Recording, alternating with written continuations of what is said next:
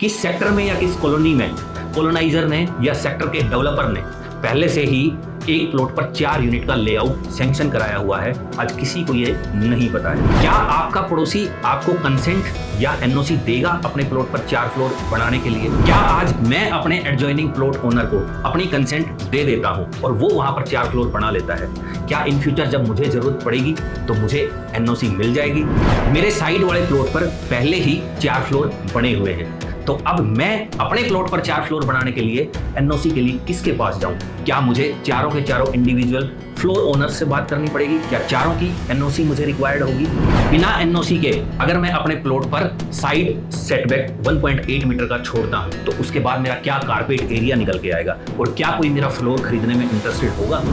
ये कुछ ऐसे बैरियर्स हैं इस पॉलिसी में जिनके बारे में कहीं भी जिक्र नहीं मिलता है, लेकिन आज हम इस वीडियो में इन सभी को डिटेल में समझने की कोशिश करेंगे। सबसे पहले मैं आपको एक बार ये पॉलिसी डिटेल में समझा देता हूं, उसके बाद इसमें जो टेक्निकल बैरियर्स हैं, इसके जो अपकमिंग इम्प्लीकेशंस हैं और मार्केट के ऊपर करंट टाइम में इसका जो इम्पैक्ट है उसको हम थोड़ा सा रिव्यू करेंगे। आखिरकार 13 महीने बाद चौथे फ्लोर के दर्शन हो गए, लेकिन जो भी मार्केट के जानकार लोग हैं उनका कहना है कि कहीं ये दर्शन वो वाले दर्शन तो नहीं जब हम किसी मंदिर या गुरुद्वारे में जाते हैं और सिक्योरिटी के लोग हमें बाहर से ही दर्शन करा के धक्का मार के निकाल देते हैं। वैसे तो अब तक आप सबके पास ये न्यूज़ और ये खबर पहुंच चुकी होगी कि सरकार ने चौथे फ्लोर को फिर से खोल दिया है और बहुत सारे लोगों ने आपको इस पॉलिसी की डिटेल्स भी बताई होंगी, लेकिन आज हम बात करेंगे इस वीडियो में उन सभी टेक्निकलिटीज की जिनकी वजह से लोगों में वो सेंटीमेंट हमें देखने को नहीं मिला जैसा कि एक्सपेक्टेड था। जिस बेसब्री से पिछले 13 महीने से हम चौथे फ्लोर के खुलने का इंतजार कर रहे थे, आज जब खुल गया है तो लोगों के चेहरे पर वो हंसी और मुस्कान कहीं ना कहीं गायब दिख रही है। चाहे फिर वो मार्केट में इन्वेस्टर है, चाहे वो मार्केट में बिल्डर है या मार्केट में वो एंड यूजर है, क्योंकि कुछ ऐसी चीजें इस पॉलिसी में सामने आई हैं जिनके बारे में अभी तक कोई भी क्लैरिटी किसी के पास नहीं है। जब इस नई पॉलिसी को अनाउंस करते हुए मंत्री जी की कॉन्फ्रेंस हो रही थी, उस कॉन्फ्रेंस में भी बहुत सारे पत्रकारों ने ये सवाल रेज किए, लेकिन उनको भी वहां पर इन सवालों का कोई जवाब नहीं मिला। लेकिन मैं आज इस वीडियो में इस पॉलिसी को पूरी तरह से डिकोड करने की कोशिश करूंगा और बड़े सिंपल तरीके से आपको ये समझाने की कोशिश करूंगा कि इस पॉलिसी के आने के बाद क्या मार्केट का सिनेरियो है आज के दिन और इस पॉलिसी का मार्केट के ऊपर क्या इम्प्लीकेशंस होगा आने वाले फ्यूचर टाइम में और किस तरीके से इसको एप्लीकेबल किया जाएगा। तो मैं हूं नरेश सिंह शेखावत, वीडियो को लास्ट तक जरूर देखिएगा अगर आपको ये पॉलिसी पूरे तरीके से समझनी है तो। सबसे पहली चीज, जिन सेक्टर्स और कॉलोनीज में किसी प्लॉट पर अगर 4 फ्लोर का या 4 यूनिट का लेआउट ऑलरेडी सैंक्शनड है कंसर्न्ड अथॉरिटीज से, तो वहां पर आप स्ट्रीट पार्किंग के साथ 4 फ्लोर बना सकते हैं। सेकंड पॉइंट, जितनी भी DDJAY कॉलोनीज हैं उन सभी में स्ट्रीट प्लस 4 फ्लोर बनाया जा सकता है विदाउट एनी बैरियर और विदाउट एनी राइडर। सरकार की तरफ से DDJAY कॉलोनी में किसी तरह का कोई भी राइडर नहीं लगाया गया। तो एक सबसे बड़ी जो खुशखबरी मुझे इस पॉलिसी को देखने के बाद लगती है वो है कि एटलीस्ट एक जगह ऐसी है जहां पर कोई भी राइडर आपके आगे हर्डल नहीं होगा अगर आप 4 फ्लोर बढ़ाना चाहते हैं तो, और वो है DDJAY कॉलोनीज। लेकिन पिछले साल से नई DDJAY कॉलोनीज भी सरकार ने बंद कर दी हैं। अब जो एग्जिस्टिंग DDJAY कॉलोनीज में प्लॉट होल्डर्स हैं उनकी कम से कम इस ऑर्डर के आने के बाद चांदी हो गई है। अब उन्हें कोई राइडर नहीं रोक पाएगा, ना पड़ोसी रोक पाएगा और ना सरकार रोक पाएगी। थर्ड पॉइंट है कि जहां पर एक प्लॉट पर 3 यूनिट या 3 फ्लोर का प्लान या लेआउट अप्रूव्ड है, वहां पर क्या प्रोविजंस हैं इस पॉलिसी के अकॉर्डिंग अगर हम आगे in future street plus 4 floor बनाना चाहते हैं तो। वहां पर इस पॉलिसी में 2-3 हमें राइडर्स देखने को मिलेंगे। सबसे पहला राइडर है कि आपका प्लॉट या तो 10 मीटर रोड पर हो या 10 मीटर से ज्यादा चौड़े रोड पर हो, तो आप स्टिल्ट प्लस 4 फ्लोर बना सकते हैं। लेकिन बना तब सकते हैं या तो आप अपने दोनों एडजॉइनिंग प्लॉट ओनर्स से कंसेंट लें कि उनको कोई ऑब्जेक्शन नहीं है आपके 4 फ्लोर बनाने में। दूसरा, अगर आपको एडजॉइनिंग प्लॉट ओनर्स कंसेंट नहीं देते हैं तो एक और प्रोविजन आपके सामने है कि आप साइड सेटबैक छोड़ें। फ्रंट सेटबैक और जो रियर सेटबैक था उसका तो पहले ही बिल्डिंग कोड में प्रोविजन है, लेकिन इस बार स्टिल्ट प्लस 4 फ्लोर की जो नई पॉलिसी है उसमें एक नई चीज निकल के आई है कि अब आप 1.8 मीटर का साइड सेटबैक छोड़ दें तो आपको एडजॉइनिंग प्लॉट ओनर से कंसेंट लेने की जरूरत नहीं है। ये सेटबैक सिर्फ ध्यान रहे तभी छोड़ने की जरूरत है जब आपको आपका कोई पड़ोसी कंसेंट या एनओसी नहीं दे रहा है। तो अगर कंसेंट मिल जाती है तो आपको साइड सेटबैक छोड़ने की कोई भी जरूरत नहीं है। इसके साथ साथ ये पॉलिसी कहती है कि अगर आपको आपका पड़ोसी 4 फ्लोर बनाने के लिए कंसेंट नहीं देता है या मना कर देता है तो इन फ्यूचर वो भी नहीं बना पाएगा। लेकिन ये नहीं बताया कि अगर उसने पहले ही बनाए हुए हैं तब क्या होगा। नेक्स्ट पॉइंट है कि 250 स्क्वायर मीटर से ऊपर के जो प्लॉट होल्डर्स हैं उनके लिए अब परचेजेबल डेवलपमेंट राइट्स का रेट जो है वो इंक्रीज कर दिया है। मतलब पहले एफएआर एडिशनल खरीदने का जो आपका रेट था अब सरकार ने उस रेट को रिवाइज कर दिया है, लेकिन सिर्फ उन लोगों के लिए जिनका प्लॉट साइज 250 स्क्वायर मीटर से ज्यादा है। नेक्स्ट पॉइंट में उन लोगों के बारे में जिक्र किया गया है जिन लोगों ने हुड्डा के किसी रिसेंट ऑक्शन में अपने लिए कोई प्लॉट खरीदा था। ये भी जानना बड़ा इंपॉर्टेंट है कि इन लोगों के लिए अलग से क्या प्रोविजन इस पॉलिसी में रखा गया है। सबसे पहली तो एक चीज, जैसे कि मैंने पिछले 2 दिन से मार्केट में लोगों के मुंह से सुन रहा हूं कि शायद जो ऑक्शन वाले प्लॉट्स हैं उनको एनओसी लेने की जरूरत नहीं है, तो यहाँ पर मैं ये चीज क्लियर कर देता हूं कि जितने भी ऑक्शंस के प्लॉट होल्डर्स हैं उन सभी को भी अपने एडजॉइनिंग प्लॉट ओनर से एनओसी लेनी होगी।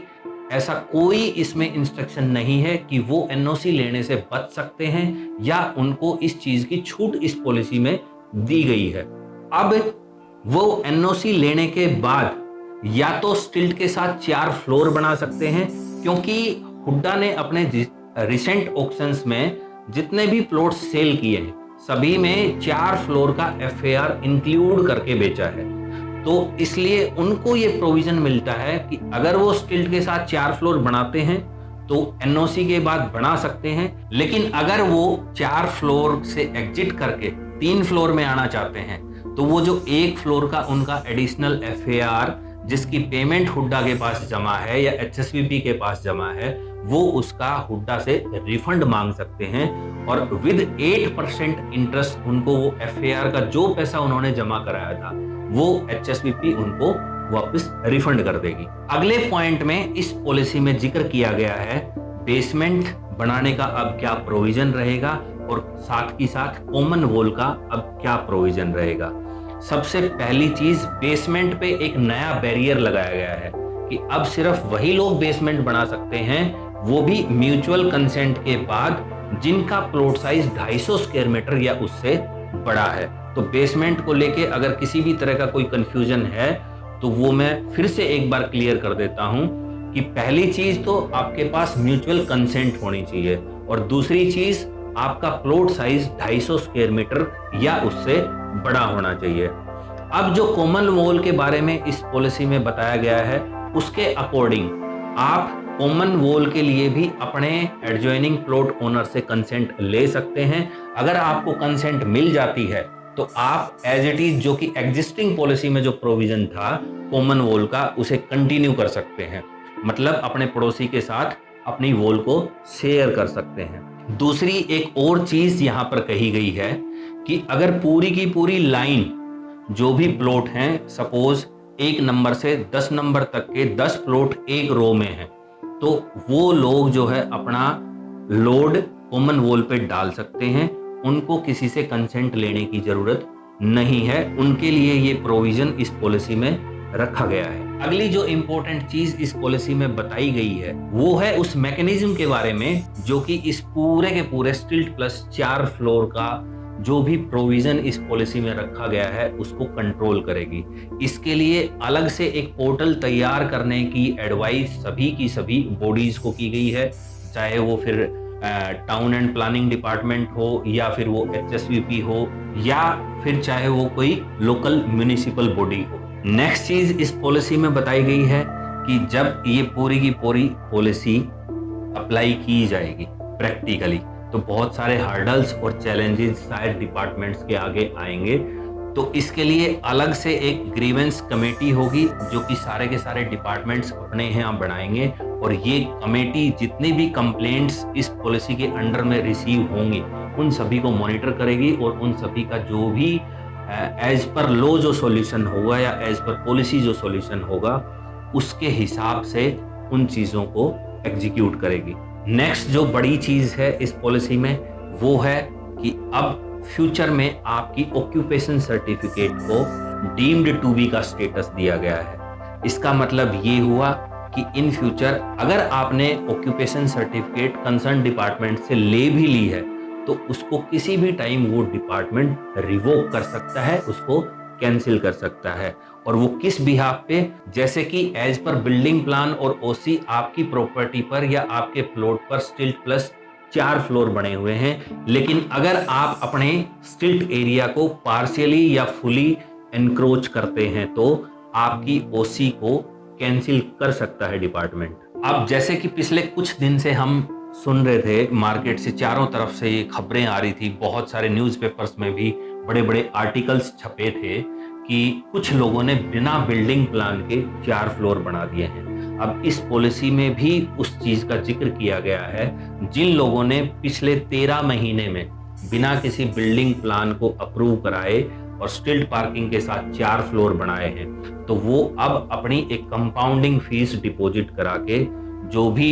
कंसर्न डिपार्टमेंट कंपाउंडिंग फीस का एरियर रेज करेगा तो वो कंपाउंडिंग फीस आप जमा कराएं और अपना बिल्डिंग प्लान जो है स्टिल्ट प्लस 4 फ्लोर का सैंक्शन करा के उसी के अकॉर्डिंग ऑक्यूपेशन सर्टिफिकेट भी उस डिपार्टमेंट से ले सकते हैं। लेकिन ये चीज सिर्फ वहीं पर एप्लीकेबल होगी जहां पर जब आप बिल्डिंग बना रहे थे तो आपका जो एडजॉइनिंग प्लॉट ओनर था या प्लॉट होल्डर था उसने किसी तरह की कोई कंप्लेंट आपके अगेंस्ट किसी डिपार्टमेंट में नहीं की है। अगर उसके द्वारा आपके अगेंस्ट कोई कंप्लेंट की गई है तो मेरे हिसाब से, हालांकि इस पॉलिसी में ये चीज मेंशन नहीं है, लेकिन जहां तक मुझे लगता है पहले आपको वो अपनी कंप्लेंट जो है रिजोल्व करानी होगी और उसके बाद जो भी उसके ऊपर फाइन कंसर्न डिपार्टमेंट लगाता है या जो भी कंपाउंडिंग फीस कैलकुलेट करता है वो आप जमा कराएं और आपका बिल्डिंग प्लान 4 फ्लोर का सैंक्शन हो जाएगा। अब एक और मजेदार चीज है इस पॉलिसी में जिसके ऊपर पिछले 2 दिन से काफी जगह हमारी चर्चा भी हुई है। बहुत से लोगों ने जब हम इस पॉलिसी को लेकर मार्केट में अलग अलग सेगमेंट से बात कर रहे थे, चाहे फिर वो बिल्डर हैं या एंड यूजर हैं या फिर मार्केट में जो इन्वेस्टर्स हैं, कि भाई साहब पहले आप अपना 4 फ्लोर बनाओ और उसके बाद जो है आप अपना बिल्डिंग प्लान और ऑक्यूपेशन सर्टिफिकेट एक साथ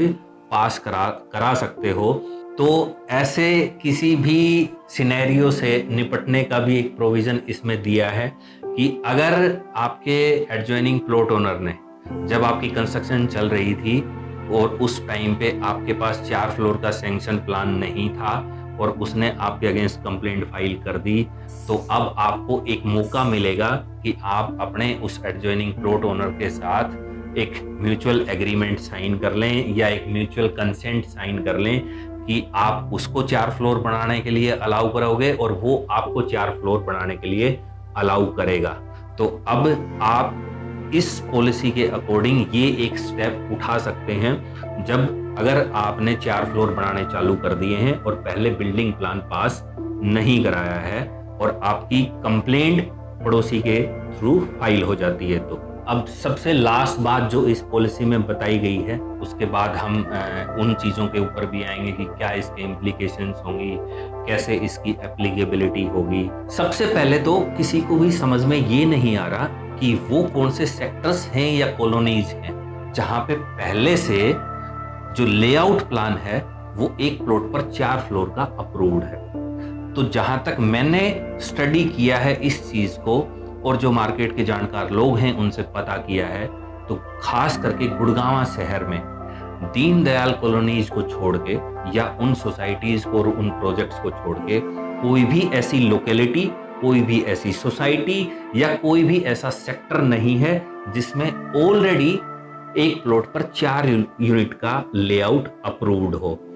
अब जब 4 फ्लोर का लेआउट अप्रूव्ड नहीं है तो हम ये भी मान के नहीं चल सकते कि वहां पर उस तरह का इंफ्रास्ट्रक्चर भी डेवलप किया गया होगा बिल्डर की तरफ से या डेवलपर की तरफ से। तो इस चीज से एक चीज तो क्लैरिफाई हो जाती है कि चाहे हुड्डा के सेक्टर्स हैं गुड़गांव में या किसी प्राइवेट डेवलपर की सोसाइटीज हैं गुड़गांव में, हर जगह पे आपको एडजॉइनिंग प्लॉट होल्डर की एनओसी कंपलसरी चाहिए होगी। कुछ लोग सोच रहे थे कि सेक्टर 57 के बाद की जो सोसाइटीज हैं, चाहे वो अदानी के 62 में प्लॉट्स हैं, एमआर के 65 में प्लॉट्स हैं, बीपीटीपी के 70A में प्लॉट्स हैं, अंसल के सेक्टर 67 में प्लॉट्स हैं, शायद वहां पर एडजॉइनिंग प्लॉट ओनर की जो एनओसी है उसकी जरूरत ना पड़े। लेकिन मैं एक चीज, जहां तक मेरी नॉलेज है और जहां तक मेरी स्टडी है और मेरी रिसर्च है, मैं ये चीज आपको बता सकता हूं कि पूरे गुड़गांव के सारे हुड्डा सेक्टर्स, सारी की सारी प्राइवेट सोसाइटीज, हर जगह आपको अपने पड़ोसी की एनओसी की जरूरत पड़ेगी ही पड़ेगी। हाँ, जहां तक सवाल दीनदयाल कॉलोनीज का है, वहां पर ऑलरेडी जो उनके प्लान अप्रूव्ड हैं वो एक प्लॉट पर 4 यूनिट या जैसे कि लोग कह रहे हैं कि 18 पर्सन पर यूनिट वो अप्रूव्ड हैं, तो वहां पर आपको अपने पड़ोसी से एनओसी लेने की जरूरत नहीं पड़ेगी। अब हम बात कर लेते हैं कि इस एनओसी को लेकर जो बहस मार्केट में छिड़ी हुई है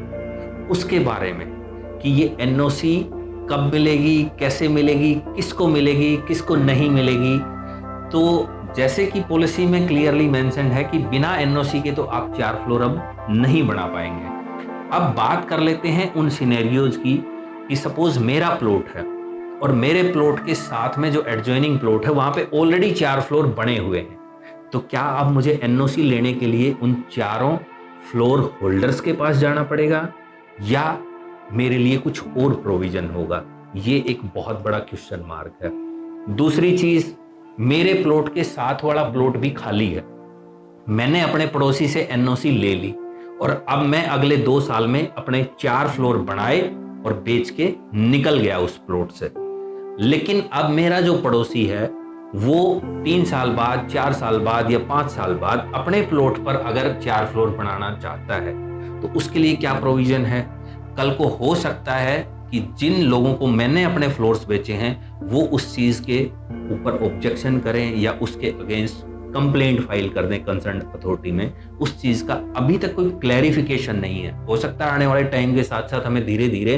इस चीज के ऊपर क्लैरिफिकेशन मिले। तीसरा एक और सिनेरियो है इस एनओसी को लेकर कि अगर मेरा पड़ोसी मेरे को एनओसी देने के लिए मना कर देता है तो अब उसके बाद क्या इलाज है? वैसे पॉलिसी में कहा गया है कि अगर पड़ोसी मना करता है तो वो भी नहीं बना पाएगा, लेकिन इस चीज को कैसे प्रूव किया जाएगा, क्या मैकेनिज्म होगा इसका, क्या प्रोसेस होगा, उसके बारे में कहीं कोई क्लैरिफिकेशन नहीं है। मैं किस अथॉरिटी में ये चीज कैसे प्रूव करूंगा कि मेरे पड़ोसी ने मेरे को एनओसी नहीं दी है? अगर मैंने वहां पे कोई कंप्लेंट फाइल की तो कौन सी अथॉरिटी है जो मेरे पड़ोसी को बुला के और उससे इस चीज के ऊपर क्लैरिफिकेशन मांगेगी या इस चीज का जवाब मांगेगी कि आप क्यों नहीं दे रहे? और अगर वो वहां जाकर भी मना कर देता है तो क्या कोई एक्शन है जो कंसर्न अथॉरिटी उसके अगेंस्ट लेगी? इन चीजों के बारे में कोई क्लैरिफिकेशन यहाँ पर नहीं है। एक और टेक्निकलिटीज है जो मुझे इस पॉलिसी में नजर आती है कि सपोज आज मैं अपने एडजॉइनिंग प्लॉट होल्डर को एनओसी दे देता हूं। अब एनओसी मिलने के बाद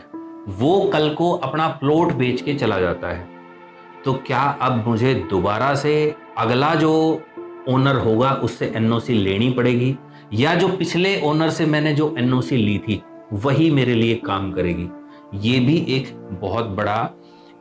क्लैरिफिकेशन है जो आने वाले टाइम में हमें कंसर्न्ड अथॉरिटीज से चाहिए होगा। और जैसे जैसे इन चीज़ों पे क्लैरिफिकेशन आते रहेंगे, मैं इस स्टिल्ट प्लस 4 फ्लोर की पॉलिसी को पूरा का पूरा कवर करता रहूँगा जब तक हमारे व्यूअर्स, हमारे इन्वेस्टर्स और जो एंड यूजर्स हमारे साथ जुड़े हुए हैं उनके डाउट्स क्लियर नहीं होते हैं। तब तक वो मुझे स्क्रीन पर मेरा नंबर भी है, मुझे कॉल कर सकते हैं, मुझे व्हाट्सएप कर सकते हैं। और वैसे टाइम टू टाइम मैं भी इन क्लैरिफिकेशंस के ऊपर अपने वीडियो आपके लिए लाता रहूंगा। तो अगर आपने अभी तक इस चैनल को सब्सक्राइब नहीं किया है तो मेरी आप सबसे एक रिक्वेस्ट है कि चैनल को सब्सक्राइब कर लें और बेल आइकन को प्रेस करना ना भूलें, क्योंकि अगर इसको प्रेस नहीं किया तो आपको नोटिफिकेशंस नहीं मिलेंगे, जो कि सबसे